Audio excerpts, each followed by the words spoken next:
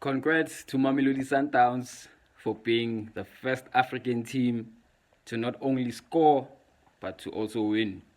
Congrats. But, but, it's not over. You still got 2 games to go. Fluminense and Borussia Dortmund.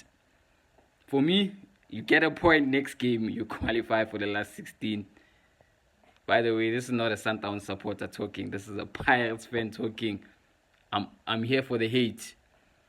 If you don't go through, I am going to shit on you guys because Nikuluma cool. You all talk too much.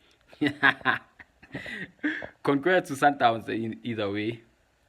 Let's see what you do next game. Because for me, this game, you just won.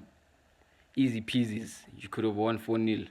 But the next game is important. You better win or lose.